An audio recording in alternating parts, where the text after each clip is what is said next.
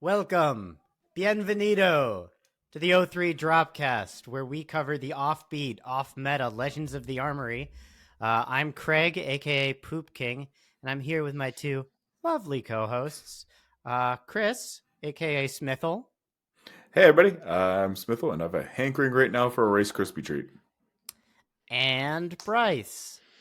Hello, I'm Brice, and so I got this box that says there's a toaster in it, but like it's kind of weird because, you know, until you open it and observe it, it's kind of in this state of like existing and non-existing at the same time, and you can't really tell. It's like, you know what I mean? You ever have one of those? Schrodinger's toaster. Yeah. It's kind of like so that. At one armory I went to, our locals Drew and Nick yelled at me that that's not what Schrodinger's like cat is. What do you mean? They were like, that's not it. That's what everyone thinks it is, but that's not it. I felt gaslit, but I'm sure. Hey, if you're Nick or Drew, leave a comment down below to show one, that you're a real friend, and two, that you know what Schrodinger's cat is.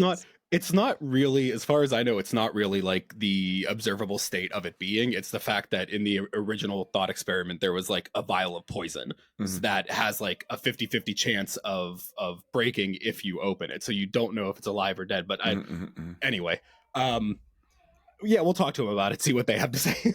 I think their point was that it is not a question of whether or not it is alive or dead, but that it is alive and that it is dead.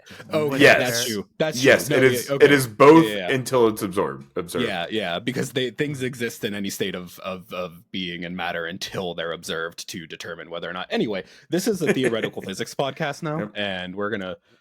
Sorry, I did not mean to open the floodgates with that stupid intro, but here we are. 10 easy steps to get your PhD. To me. And speaking of hoopla, this week in Flesh and Blood, I definitely played some games. I noticed that you guys weren't at some armories, some social plays. So let me tell you the heartbreak of this week with Armory. So basically for this month has been a real struggle for me to get to armories. And let me tell you, every week, Craig, I wake up, I get my backpack behind me, I sleeve up a deck for whatever we're playing, pack it, put it in the car, and then go to my job and get there, and I'm told, we need you to work late, or we need this to go on. And I have not been able to actually go from literally downtown, which is like 5-10 minutes from the store, to Armory because of how busy I've been. It is literally driving me insane. But on the upside, there will definitely be some Flesh and Blood this weekend. So I'm okay with that. You definitely got your Talishar games in though, right? Oh my god, I've been playing so much on Talishar.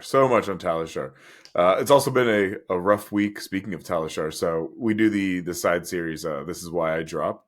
And I've been having nothing but computer issues this week. So first I'm playing, not to give it away for next week or anything, but I'm playing Arachne on the next series. So a little fatiguey. Games generally go a little longer. Had two amazing games, like really, really good, really, really interesting. My audio was just real bad for whatever reason. So I said, okay, I'm going to just re-record over it. Had the same issue. So I said, screw it. I'm scrapping the whole thing, starting over. I started to record again. Realized I wasn't recording after the second game. And so then I had to go in and play 2 more games of Arachne. So I'm like 6 hours deep on just Arachne play. And but I think by the time I get like on it or something like that, I'm telling people like on the recordings, like, I'm sorry, I'm tired. This has been a lot of Arachne. and in most games, like it's either real close or I'm just getting my butt handed to me. And so just like 6 hours of Arachne getting hit me, it's bad. You started the series with "What's up, YouTube?" and now you're like, "What's up, YouTube?" Please let it end. Let this end. I hope you appreciate this because it took me 6 hours to record one game. Yeah. So, how about you, Brice? You've been playing games. You get some games in. Games. Chris and I played a couple games. Just time is an illusion. So was that last night or was that? It was last night. That was last night. Yeah. I think we played one where. Okay, so first of all, I do not have a good excuse for missing Armory. I just it was not a good day, and I was not feeling up to really up to par. So it is what it is. But yeah, we played a couple games on Talishar. I think the first one was one of the most unpleasant games of Kasai I've played in my life because Chris was playing Brody's Azalea. Brody's Azalea. I was like, I know, like it's this like really really good players list. Yeah, he was playing Brody's Azalea, and I think I had like one solid turn on the whole game because it was just dealing with on hits and just not having a great time. And then I feel so bad, but that Hatchet story list is so much more fun than Kasai because that was our second game. Played that, the Hatchet story list, and I think I won that one, but it was close. It was a close call. Like it literally came down to getting a spill blood at the end, which is probably the point of it, right? Like that's kind of getting them nice. In early, trying to make sure you like come back around to one at the end of the game. So I mean, lessons learned, and it was good to play, but that was like eye opening. So the question is was it eye opening enough for you to try to bring it to ProQuest this weekend? I don't know. Honestly, it depends on how much energy I have to build a new deck. That's fair. Because I got Kasai built already, sleeved up in the box, ready to go and stroll in. But man, that Hatchet story is fun. Yeah, very fun. Yeah. I mean, Team Runaways did a real good job with that deck. I mean, I've encouraged people to sit there and go watch. Charles Dunn, I think, did the tutorial kind of walkthrough on how to play it, and it is really, really well spelled out. Really, really well. Detailed as to what you're looking for, what you're trying to do, matchups, all that kind of good stuff. So very much, if anybody's interested in Hatchet story, check out that list. Even though it's like a very value-based deck, I do think it's a great, I've always thought Dorinthia is really good for beginners. Oh yeah. It's a great beginner deck. And that one is definitely the current hotness. I myself made a little bit of money playing Flesh and Blood this week. Because if you're not aware, Green Tree Sports Cards is hosting the Arcane Circuit once a month. We play Flesh and Blood with cash prizes, and the winner of the event gets an invite for a first edition Arcane Rising draft at the end of the year. Yep. And this month, we happened to do a competitive UPF.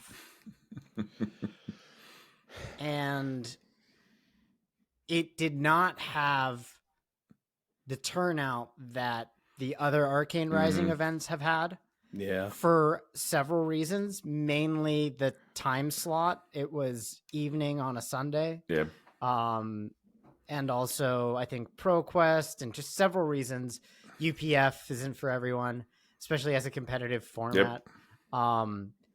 But 6 people were there, and we decided instead of doing top 4 prizing, which feels bad for the 2 people who lose, we would just split the cash, which was awesome. Green Tree Sports Cards really is really cool of them. I mean, yeah, I always say they said money was on the line, and they didn't walk away when they realized that it was going to be a loss, which is like kudos. That's free real estate.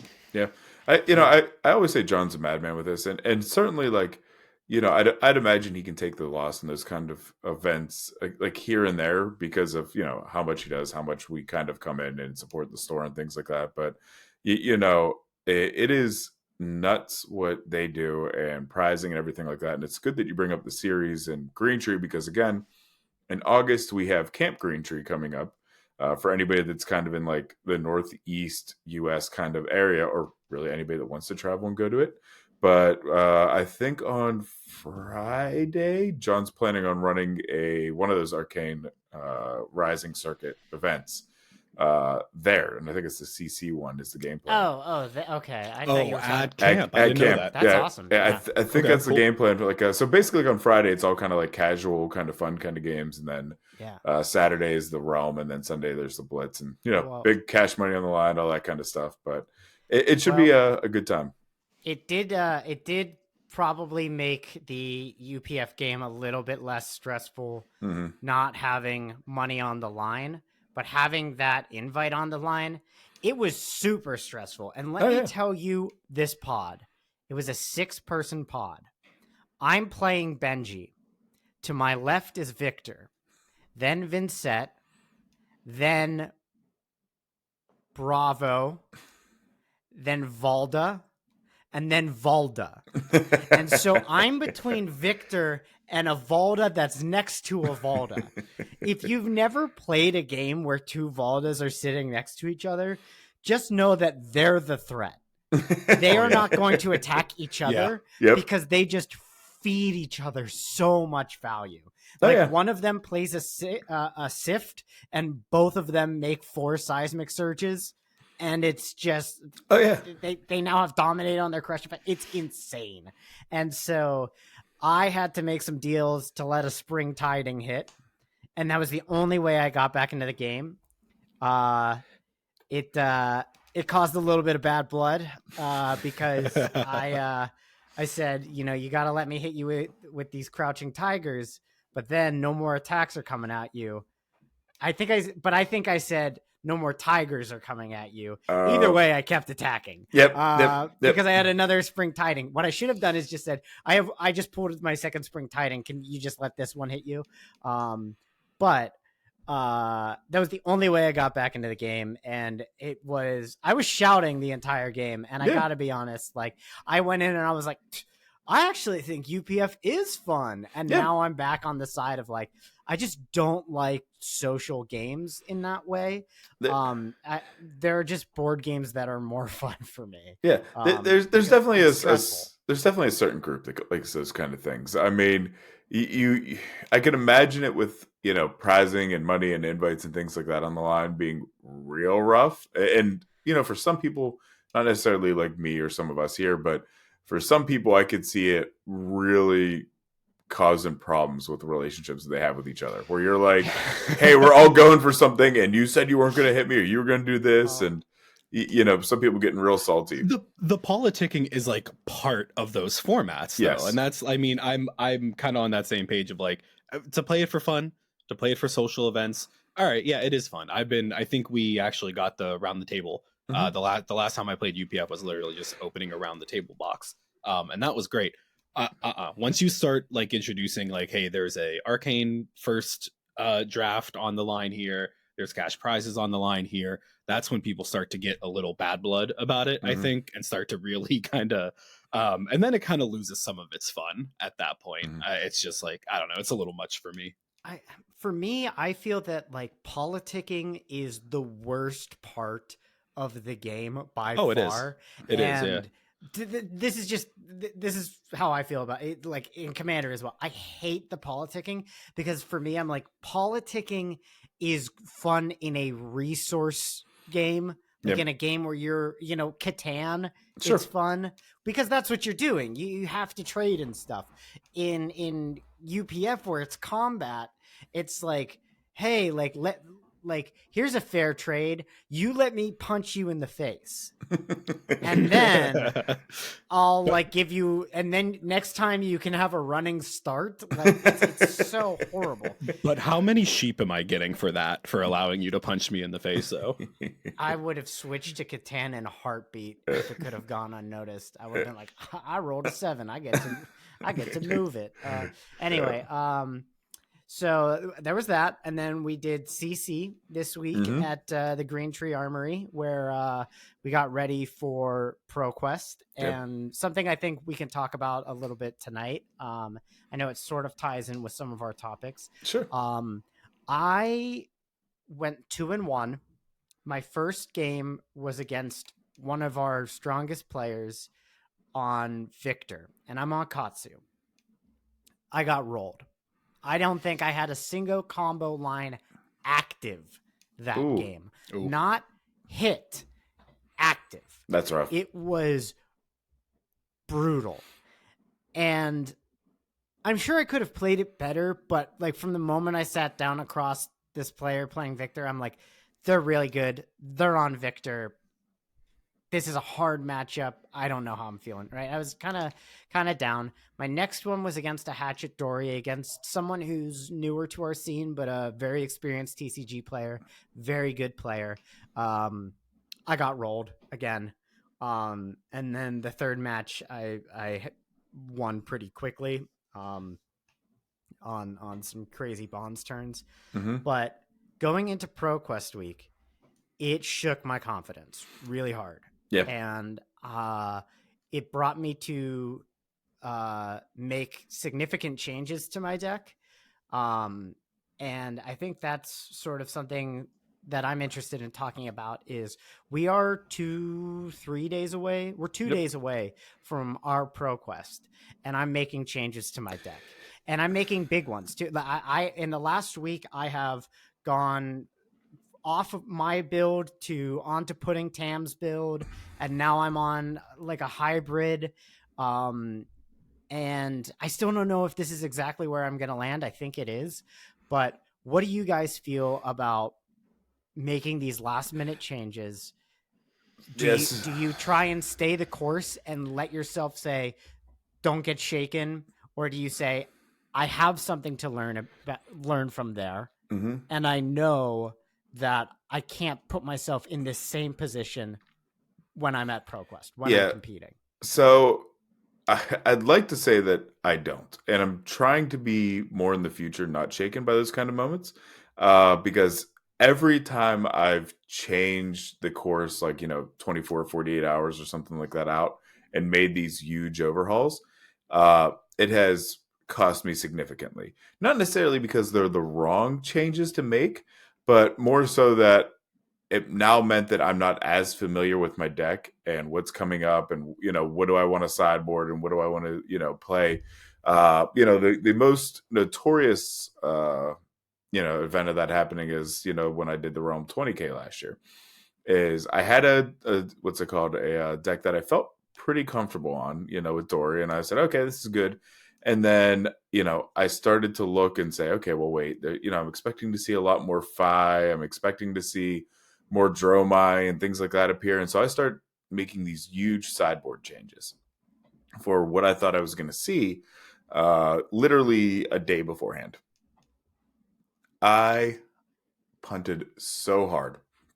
I got to the point where I'm sitting there saying, okay, I'm going into matchups going, well, what do I sideboard? Maybe it's throwing this in, maybe it's throwing that out. I didn't feel as comfortable. So it's hard not to be shaken whenever you have an event, or an armory a couple days before, and you say, these are people that I'm going to see.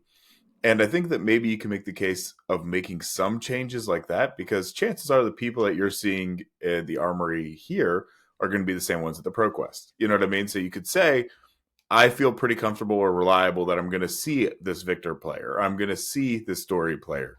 I struggled into it, so here's the changes I need to make in case I pair up against them.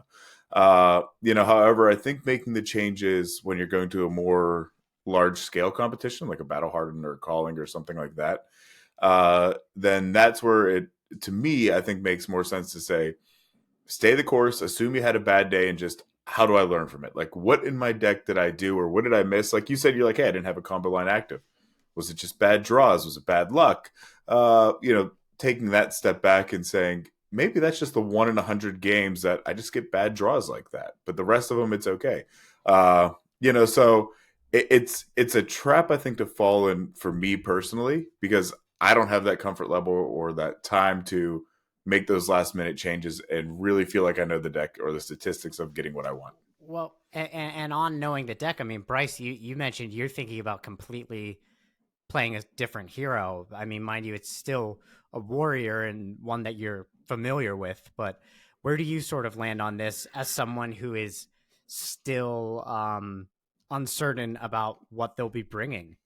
Yeah, I mean, I 100% agree with what Chris was saying, and that was that's basically my train of thought too, is that when you have those kind of bad games and you're there's a difference between taking out 1 or 2 cards, remembering that Warmongers is like a thing again, and it's going to be a valuable piece again. But as far as Dory and Kasai goes, I mean, those builds are like pretty similar. You know what I mean? It's a lot of the same. It's the Blade Runners, the Outland skirmishes, the hit and runs. It's swing one weapon, give it go again, pump the next you could one, say it's a swing your similar next weapon. shell. It's the same Yeah. shell. Yeah, a lot of the play lines are very similar. The theory behind it and how you just swing weapon 2 times every turn and block with dynamos. It's I was reading all the dynamo hate today in Discord. It is, yeah, man, it's a real good card, and it's going to continue to be a real valuable piece of warriors. But I think that softens the blow of, it's not like I'm gonna say, well, I'm gonna go play Kano now, where I've been playing Kasai the whole time and now I'm going to switch to Kano. I think that's just totally different. But yeah, I mean, if you have that kind of flexibility, it seems pretty easy to stay within the class depending on, what kind of builds you're looking at. But yeah, I think I'm pretty committed to doing that now, though. After playing last night, it was just a big shock, like seeing how close they are together. Yeah. I know, obviously I made changes. I think that where I stand on this is like, do whatever it takes to make you the most comfortable the day of. And that's why the changes I made were largely, some 3-ofs went to a 1-of, some 1-ofs went to a 2-of, Yeah. I don't know that I swapped in and out, the Mugenshi line a few times this week, but a lot of the changes I made were, at the end of the day, more of, I see this card and every time I don't need it, like the big one for me is Ancestral Harmony. I was running a 3-of that and 3 of Art of Wars, but then I started running Flick Flack in my main board. So my percentage chance of hitting a combo card was decreasing as I was iterating upon my deck. And it was always a card that had like a pretty wide swing of, really low floor, the lowest floor it could be. And then a really high ceiling. And ultimately it came down to, how many times do I want to see this card in the game? And if it's once and I hit that floor, that's not the biggest tempo swing. But if I see it 3 times and each time it's that floor, I can expect to lose the game because that means I have an intellect penalty on 3 different turns. Yep. And so, yeah, that brought me to playing a 1-of, and I think that those decisions are just, how am I going to be the most comfortable the day of? Yeah, right. And I'm not going to see a card and go like, oh fuck, this is the one that screws me. I want to see a card and go, yes, like I'm glad to see this piece. Yeah, and I think when we're talking about those last minute changes, the way you're approaching it is the correct way to approach it, where you're not saying I'm dramatically shifting up my play style, but you're sitting there saying, hold on, I've done the tests. This is like, a card that I'm primarily blocking or I'm not happy to see with. So why is it in the deck? Is there another option? I think those kind of changes are the ones that are right to make, but unless you can do the kind of the mindset that you just walked through of saying, I'm really comfortable with how I play, and I know the differences between having 1 of these in my deck versus 2 of these, then I think it's okay. But I'd say if you don't feel that level of comfort, stick to what you've practiced and just because you kind of already know, oh, okay, I have 3 of these. I know how it feels, or I want 1 more, or I know what I'm looking for immediately. Don't shift majorly if you don't have that kind of level of comfort. And I think another thing that I learned was that while I made this budget deck list for Katsu and I made a video for it, and in that video I talked about Double Strike and how much I love Double Strike. But in my list, I had cut Double Strike for standing orders, and I had been running these standing orders, and I'm like, okay, well, this can be a popper, right? Or this can defend really high if I'm against an Azalea or someone that where I have to be able to defend.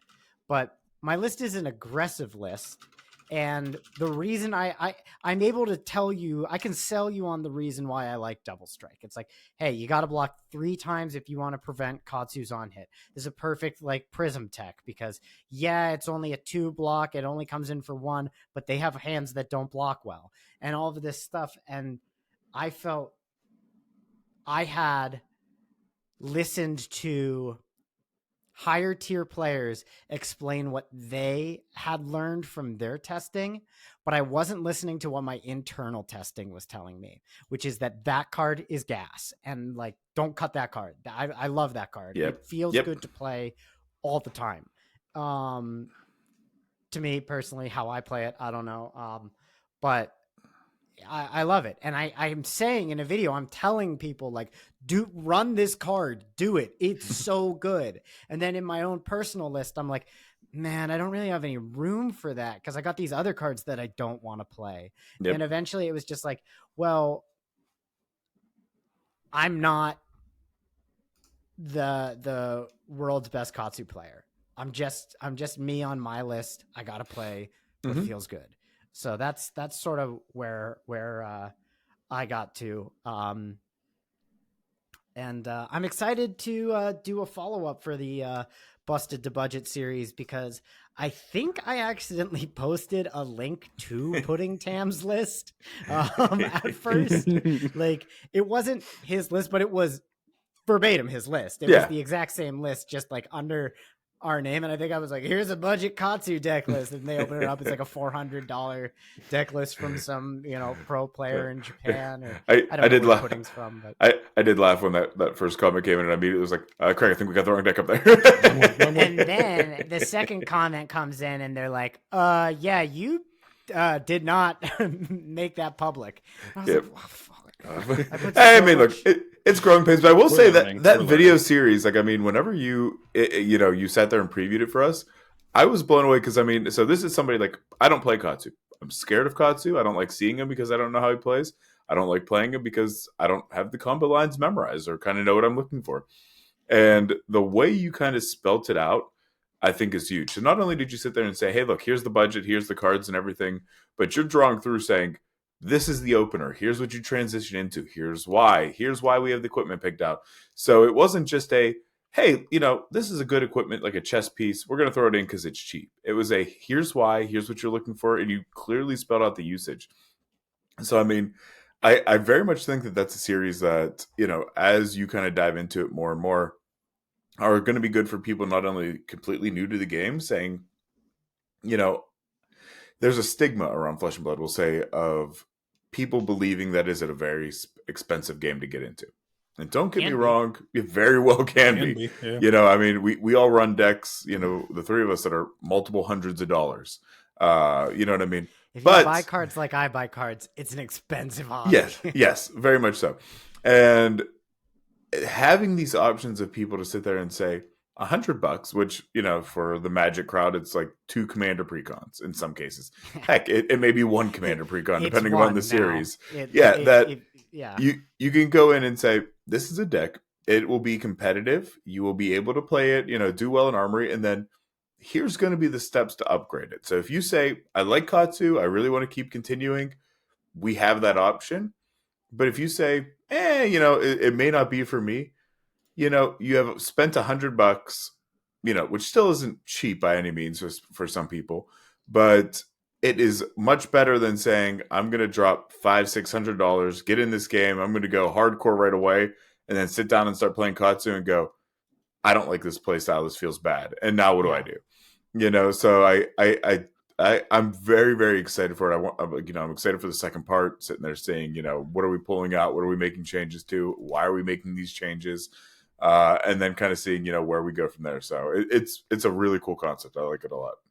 So do you remember exactly what the end price was on that list? So the end price, if you count every single card in that deck, is over $100. But that's based off of data that I get from February, which is pulling from TCG Player. And I think that if you're a new player to the game and you want to get into it, the best way to do it is to go to a store and let them know that that's your case. And if you have a list with you, like the one that I provided, you can go in and say like, okay, here are the cards that I want to buy. And they'll look and they'll say, okay, we have these cards. Here they are. A lot of them are commons and rares. And if they are a place that hosts Flesh and Blood regularly, sells Flesh and Blood cards, let's say once a month they do a draft, they have Outsiders bulk. And, you know, I think that's where a majority of this comes from. Maybe some Welcome to Wraith as well.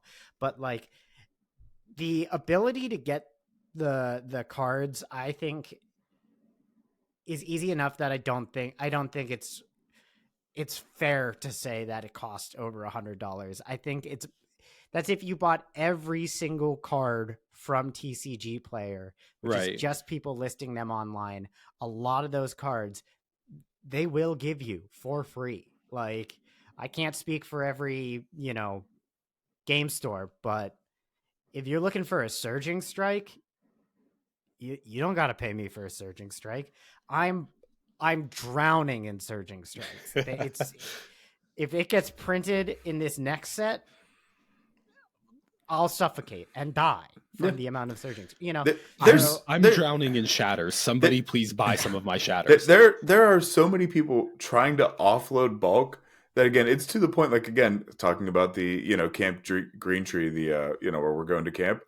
There's 3 or 4 of us, like, I'm bringing a 4-row bulk. We're just going to throw it in a bonfire. Like, I don't want it anymore. I'm tired of looking at it in my house. Like, if the best use I can get out of it is catching it on fire and, like, watching people smile at that is much better than me sitting here staring at it every day in the corner.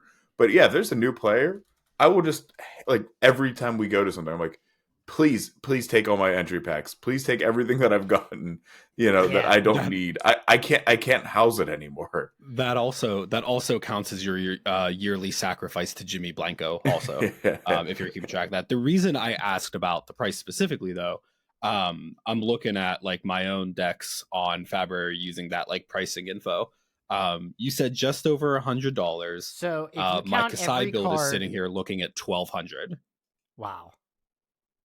Yeah. That's 10 time difference. Well, the most expensive printing of it is $17,000, but that's with, like, Marble CNCs and gold foil Braveforge bracers. But like, when you look at, like, you're providing these budget decks in those videos, and it kind of got me thinking, like, it's at the point where, like, I think most of us aren't really thinking about the cumulative price of each individual deck, because when each set comes out, I'm buying 3 cases. Like, brother. We all have that kind of problem. Like, you know what I mean? And I say that it's going to be 3 cases. Throughout the life of the set, it ends up being, like, probably 4, because I'm, I'm at the shop, I'm going to buy a box because I'm bored. A lot of that, when you're just being that irresponsible and collecting so many packs, like, a lot of this stuff you're just going to get. So, like, yes, to your point, like, these decks that deck probably is not even $100. I know if you talking about bulk, I mean, even with Star Wars, when I started playing Star Wars, I got all the bulk for that. You know what I mean? We've spent all this time handing out our bulk that it feels really good to be on the other end of that, when, like, oh, I'm starting a new game and people are giving me all of their bulk for, like, Star Wars. But yeah, it's not cheap. It's definitely not cheap. But if you were to buy every card that costs more than $1, it's like $97. And I think that, like, if people are like, well, that's not cheap, it's like, but for a deck, for a TCG, it is. Yeah, for a TCG, for the hobby, it's cheap. For the hobby, it's cheap, and it's also, like, there's enough good cards in there that, like, you are getting something out of it. It's not like, I don't know. You're getting a lot of cards you're going to continue to use for a more fleshed out deck. It's not the Ira UPF deck. Is what I want to say. Guys, I am sorry, I'm a little distracted. I'm getting ready for our giveaway. It's a good one. Yeah, I'm very excited. I'm happy that, like, kind of we reached out. I know we definitely got some people on the Twitter post that posted. Appreciate everybody that kind of followed, shared, all that kind of stuff. But yeah, I mean, these are really nice sleeves. They are really, really fun. Hey, logistically, how are we doing this? Do you have a randomizer that you want to I have entered everyone into a little spinning wheel thing. Good old wheelofnames.com or whatever. I think that's what Wheel of Names, yeah. And, Yep. The winner was the Jank Mechanologist.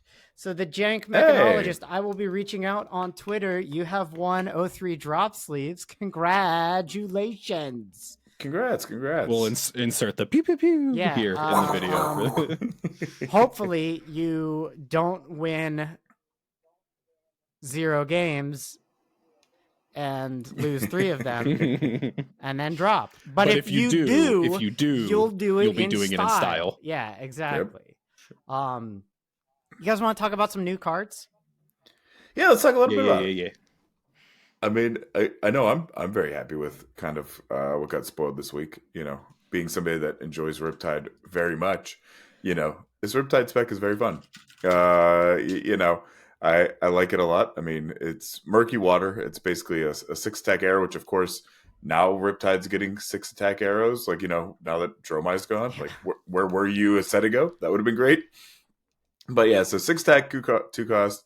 Now the interesting part is the whole aim counter. You know, I know a lot of Riptide's decks were running Death Dealer or Dreadbore. So the whole aim counter +1 attack and dominate, it's nice. But I'll be curious to see if there's a deck that streams from it or really takes advantage of that aspect of it, because I certainly think that'd be cool. I mean, but I like the idea of like the whole banishing 3 traps from graveyard and then picking one at random. You know what I mean? And slapping it in Arsenal. So getting anything more for trap or graveyard recursion, I think is always fun. If you can get 2 of that collapsing trap. Or oh my god, the collapsing or spike pit, like any of the legendary traps, if you get those back, it's gonna feel really good. Yeah, I mean, you get spike pit trap back late game into a like let's talk Hatchet Story, and you hit like a Blade Runner, and that is just like, okay, well now every Blade Runner in your deck we're taking damage from. It is really cool. Imagine if you were to spike pit trap on your opponent's turn, then on your turn, load, fire, rain razors, so it goes over just to get spike pit trap back. Like that, I am excited for Riptide. Riptide obviously is one of the heroes that we have for a long time considered off meta. It's having a bit of a moment. This aggressive list that people are on is picking up steam.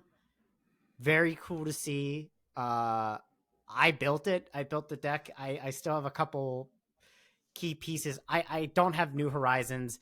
I opened 3 packs of Tales of Aria and was like, this is the worst idea I could have possibly have. Like, chasing a legendary in a dead set. Yeah. A set where like 1 in every 200 cards is playable. Yep. What are you talking about? You can still play Briar and Lexi and Blitz. Yeah, you could. You can play anyone in UPF.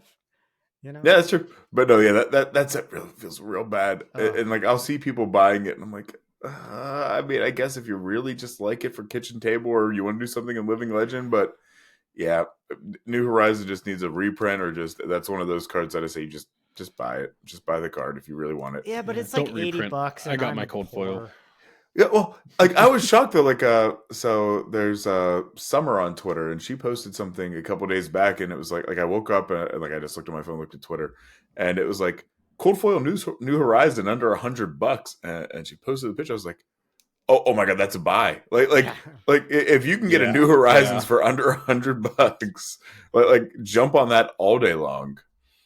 I mean, I bought mine when it was a little more expensive than that, but you know what? It's good.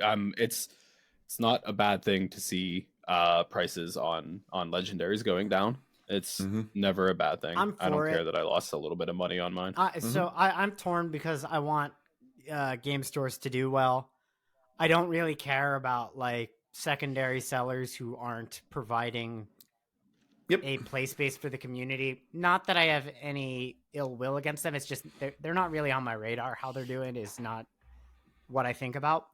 I want stores to do well, but I also want the game to be accessible, and price is a huge barrier. And I think that people are at times a little bit too cavalier about it. It's just sort of like oh well, if you can't, it's a luxury hobby, and it's like, yeah, but like, yeah, but that's what I love about provided for us as just as a hobby, like the space that it creates. It's like, and first, everybody talks money, but again, really nothing has true value until it's sold. I can sit here and say my New Horizons is $200-$300, but until it's sold, it's not. The thing that also kind of cracks me up is very much like, well, you can hear my dogs barking back. I'm like, maybe if I get closer, you won't be able to hear my dogs as much. Is that the Amazon guy? It probably is the Amazon guy. I got a new headset coming, so nice. I'm really excited for it.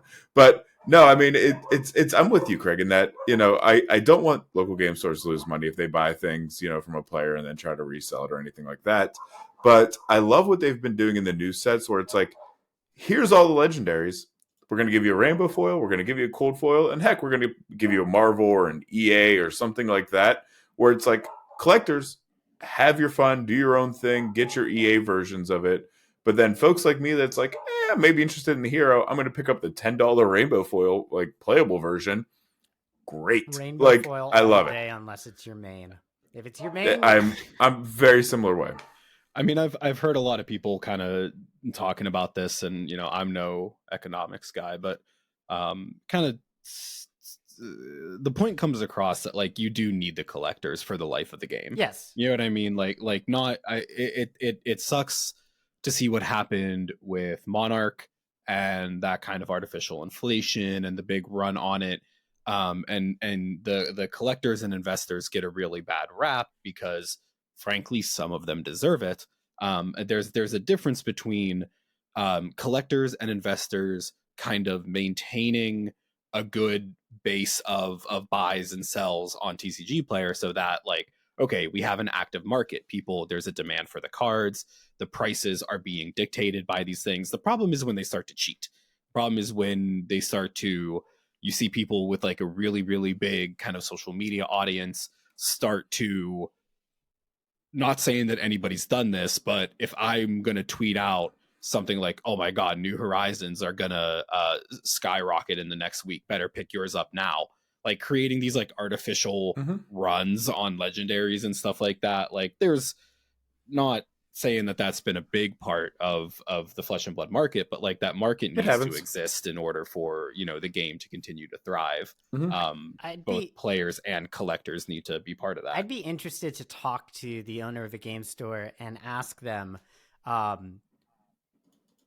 who contributes more, the players, the casual players, or one or two collectors, because obviously the collectors are spending more money on individual game pieces.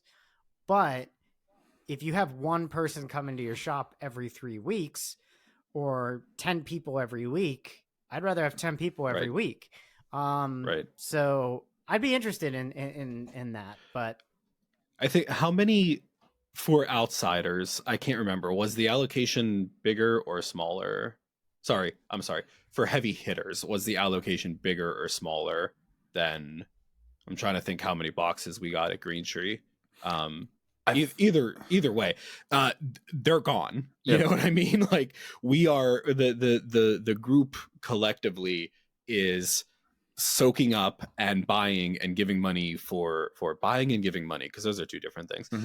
We are buying pallets and pallets of cases between us, you know what I mean, versus that one guy who comes in and oh, I want to buy your graded cold foil tunic and it's this much, it's like one big purchase versus your normal players and customers who are like sustaining, bringing you in income every on a weekly basis, which I guess from my understanding, considering how like awful the margins are on TCG in general and for hobby stores, like that's what you want product to be not sitting on the shelf for that long.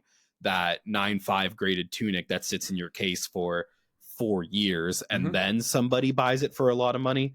like, okay, cool, but in those 4 years, you're not making any other sales off of, you know what I mean? Yeah. Can we also sit there and say too, like, with when we talk about like cash and the game stores and things like that, but like as we're going into these kind of ProQuest, Road to National kind of events, can we all just agree, like, let's not shit on the local game stores about what they're charging?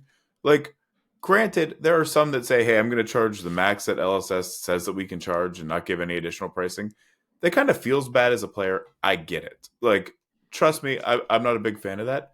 But it's your local store. If you're going there and you're sitting there saying, I know the owner, I play here every week, I do this, let them go. I mean, they have expenses like again, I'm a judge. I get paid by the stores to judge these events on top of LSS kind of judge pricing. So it's, you may walk away with only a couple packs or something like that and be like, oh, I can't believe I paid $45 and only got 2 packs or something like that. Stores have other overhead. And the thing that kind of makes me sad is when I jump on, Twitter or something like that, and I see people complaining about, what they're being charged, but then they don't sit there and bring in, well, what else is the store doing? How's it every week? If you're an Armory player, do they charge you $5 to come in and use the space? Do they charge you nothing? I mean, we had a store here locally that, sadly they don't do Flesh and Blood anymore. But the owner at the time, he said, I'm not going to charge people to come in and play Blitz or CC. Like, we kept saying, please charge us. Like, we want to give you money. It costs money to keep the lights on. But is it wrong to sit there and say if that store charges the max for a main event, if they haven't charged me all year to come play my game and have fun and hang out with friends and things like that, I'm willing to give them a little extra money to support the store, keep it around, keep the game accessible to me. My personal thought is if you don't like the price, there's a Play Anywhere tool on Gem. Yeah. You can do Play Anywhere. But like, yeah, as long as you're going to be out of business, using the business's facilities, taking advantage of what they're providing, then, if you're not willing to pay what their demand is, then you should consider an alternative. But it's not the business's fault. Is it fair to say that we're also very, very jaded by what we get here? No. Yeah, I mean, I will say, like, yeah, we get treated very, very well by places like the Feisty Goblin and Green Tree and things like that. Very, very well. I mean, they do amazing pricing. They do awesome events. Like, we get fed pizza every Tuesday at Green Tree. Like, John doesn't have literally buttering us up. John doesn't have to give us free pizza just for coming and playing. But to me, it's sitting there saying, people spend so much time and energy complaining about game stores online that don't fit the wallet size that they feel like they should be charged. Don't go. Everybody has different budgets. Everybody has different feelings of what's fair. Don't go and support the store if you don't agree with what they're doing. But let them do what they want to do. They have business. You don't know what else is going on with their overhead or what else they're paying. So you don't have to agree with it. But I just don't understand why people get so upset about that or feel like they post. Posting everywhere and trying to run stores into the ground is good for the game. I hear you. I mean, it's sort of this backseat driver thing where it's like, you know what, you're not the decision maker. You're not looking at the data they're looking at. But on the topic of pricing, I want to check back in with you two on something we talked about a little while ago. Also, there's a Ranger arm slot. We're not getting to it. Go look it up. It's great. To me, it's boring. I think it's cool. But so on the price, on the topic of price, we said you don't need to buy every Marvel. Brice, lies. How you doing? I recanted that statement. Is that the right word? I took that statement back last week. Okay. I gotta say, I'm only looking at Zen for Marvels. All the other ones, some of them come in at common, I'm pretty sure. They look cool. They look great. If I pull one, I'll be happy. But I love the hero Marvels. Zen is gonna be my guy. I'm gonna be playing all 3 of these heroes. I guarantee you, I'm playing all 3 of these heroes. Oh, they all look they all look like they're super fun, but I think we kind of established earlier we all have our preferences, right? Between Assassin, Ninja, Illusionist. Our day one look, I think we're all pretty well covered. Yeah. I mean, but yeah, I could see you sitting there saying I want all the Zen stuff, but to me, like again, I'll go for okay? the new Marvel heroes net, and I'm good. I'm having a ninja I think Craig moment. just had a very sad epiphany. I'm having a ninja moment. Oh my god, guys. The Zen Precon looks like it's printing a zero-cost flex clause. Do you know how good that will be in Benji? It's gonna be so good. Like, Benji is gonna be so much fun in a month. Like, Tiger support is gonna be so good. I could not be more excited. Like, for my Blitz here. Honestly, I'm a little sad the ninja hero in the set wasn't Benji as an adult, just called Benjamin Grown Ass Man, Yeah. And that should have been the hero. Because I think with this being an all blue set, you're right. I think Benji is going to be awesome and really really cool. It's okay. The blue comes in for 1 and makes a crouching tiger on hit, which will at least come in for 1 because of Benji. But it probably comes in for 2 because of Shuko. And that's not with playing any sort of Roar of the Tiger first. So you have that going for you. Like, I don't think you even cut Flex Claws. I don't know, but like I just, because I run red Flex Claws in my Benji deck. Benji's an interesting deck because if you just slam in yellows and blues, it doesn't really work. You need like some 7s and stuff in there just to like, you can't just go with like, I'm going to hit a Spring Tiding every turn. It's not going to happen. Yeah, every once in a while you do want him to block. Yes. Liar. You don't block. Yeah, you do. Occasionally, it is, in the game of Flesh and Blood, it is good for your opponent to have less cards in their hand. But God, I'm so excited just to I can't, this set is going to be my like deck brewing work for the year, you know, like this will be cool. As a ninja main, this will be your magnum opus. It's my magnum opus. I'm gonna make some art. I'm an artist. I brew Katsu decks. They have bonds of ancestry. It's art of war. But yeah, I'm super excited to see what new space this opens up, or not really new space, but it just expands on, because in that one card, it was just like, oh, I'm getting a play set of those. Oh, fuck yeah. And I'm sure it's like common or rare. Mm-hmm. No, I mean, I bet Benji's going to be a good time. Benji's going to be a real good time, I think. You know, I do think we already have our thumbnail of Benjamin, grown ass man as the new adult hero. Just Benjamin, just a guy tired of walking around with Katsu all day. Everybody calling him Benji. He's like, no, I'm a grown ass man now. we have Chris Hansen coming in on Katsu and Benji. What are you doing with this boy? Benjamin, a tired accountant. Also, the young Zen. Guys, I'm sorry to do this. I didn't want to make this kind of podcast. What a hottie. What a himbo. What a sexy cut of beef. I mean, big himbo energy. The ponytail? Come on. He's springing up in the air, agile, lean. I mean, that's a lean cut of beef. And then adult, he packed on muscle. He got rid of those dead follicles on top of his head. He said, no, I'm enlightened. I want direct access to the higher power. Open it's muscles your on crown muscles. Chakra and catch these tigers. Chris will get this. I just imagine him like in a backyard punching a tree going, power, energy, power. You're kind of right. Yeah. But yeah, no, it's going to be a cool set. It's going to be a real fun set. Like, and the part that I think is killing me is we're still so far away. We are still like, it's so far. It is so far away. We don't even know the hero's weapons. No, we got one, right? Didn't we get one? No, yeah. That's not an official spoiler. We don't know if that's real. Yeah.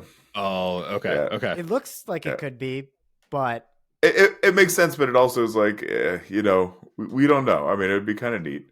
But the thing that's really hurting me about this release is that we're gonna have pre-release weekend, and then like 2 days later, I'm going to Italy for 2 weeks. Yep. Have fun with that. I need to find somewhere. I need to find somewhere in Italy that plays Flesh and Blood and see if I can pull that off. But bring all the Italian Flesh and Blood versions of this back. The Italian misprintings. I was in Barcelona about a week before they announced where Worlds would be. No, that's not true. It's probably like a month or so. But I wasn't in Barcelona, guys. I'm lying. I'm so sorry. I made the whole thing up. Why? No. Why would I just make that up? I was in Barcelona before we knew Worlds was there, I definitely bought Flesh and Blood cards while I was there.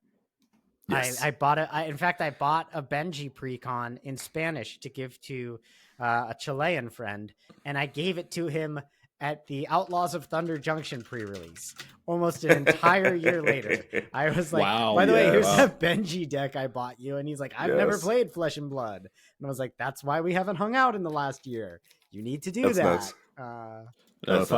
If I find an LGS when I'm in Italy, I'm going to buy a box of History Pack 1 and just bring, if it's still there. I don't know how many that actually got printed, but I fully believe. Oh, okay. History Pack 2 is the one that I'm like, because that's the Monarch and Aria one. Mm-hmm.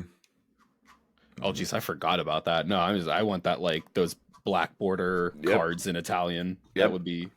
It'd be real nice. But no, I mean it'll be an interesting set. I mean it's just so hard to keep waiting at this point. Like, yeah. Do you guys They really know how to get us on the hook with these things. Do you guys? So when I played Magic, a common sentiment among the community was like, "Stop the hype train already! Just stop." No, I don't feel that way about Flesh and Blood at all. I'm like, more, just yeah. Well, the issue with the hype train with Magic is it's like you got to set every 4 weeks, so it's just like. It's a problem when you're doing spoilers for a set that follows a set that isn't already out yet. Yeah. You know what I mean? Like you're spoiling things 2 sets down the line. Well, so it's like I don't get time to fully enjoy this. And it's like clear this, they it's like planned epilogues too. It's clear that they thought that was going to go better and they were going to do it for Thunder Junction, and they just were like, we got to scrap it. And can you imagine if like you're getting, I don't even know what the next Magic set is. It's like Stranger Things or something. Not actually. Yeah, they got like an Assassin's. Well, yeah, they got like an Assassin's Creed stuff coming out. There's Fallout. There was a lot of that. Yeah, there was a lot of that stuff on the roadmap. I don't remember like what order it was going to be. I mean, at this point, I'm half convinced that we're going to get like Secret Layers Seinfeld coming up any day now. You know what I mean? Oh boy. Just I would start playing Magic again if I could have Kramer be my commander. I would that would be you joke about that, but a Seinfeld Secret Lair would be what got me back into Magic. I was actually 100%. I was like formulating a joke in my head, but I couldn't. I was trying to think of is it Prejudice is the card that's banned? I was like, that's in the Kramer deck, whichever. Oh, I see what you did there. Yeah. I don't know if it's called Prejudice or what it is, but yeah. I know. Yeah, I know what you mean. I don't remember the actual card name either. But yeah, I don't know. I for me, it's like I think one of the things that Flesh and Blood has going for it right now is the expansion slot, and also, so good. I mean, like, yeah, there are these like huge legendary equipment. It comes out every set. It changes the game every time. Like it changes some hero in a big way every time with every set. Maybe not Bright Lights, but what can we say about Bright Lights? It was a set. It had Hyper X3.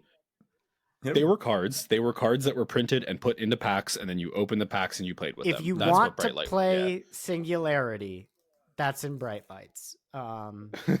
But it, I mean, it had the Bolton headpiece still like that. That's that's right. But I guess like we have not only an understanding that we are going to get a brand new talent, we're going to get 3 awesome classes because those are the 3 good ones, right? I'm sorry, Brice. Warrior.